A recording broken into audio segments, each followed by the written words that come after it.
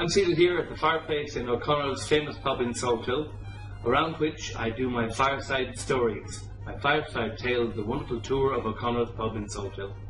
I call it the shortest walking tour of Ireland because this pub has the greatest collection of antiques and collectibles and curiosities from all over Ireland hanging on the walls and on the ceiling of the pub.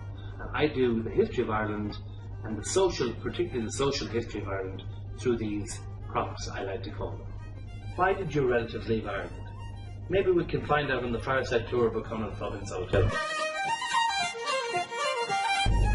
What do you really know about your Irish background? I'm sitting here at the fireplace in O'Connell's in Salthill, just looking at the antiques here and remembering all the stories that I'm going to tell tonight at the Fireside tour.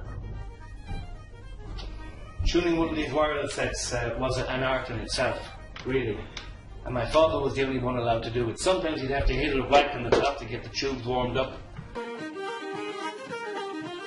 You know, whether you're American or Canadian or English or Irish, we all have the same background. We came from the same sort of farming background, and our people, when they left people behind at a fireplace just like this.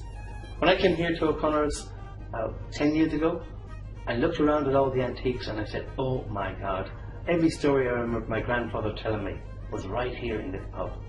And now I can tell you and help you discover some stories about your past. And his tam o' shanter hat, made of boning wool by his mother.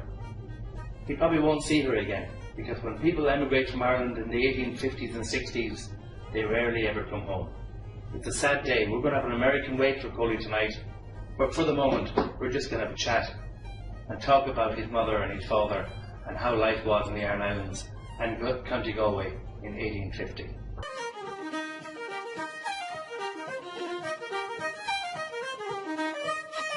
Jimmy D was our first television personality. This is back in the 1960s.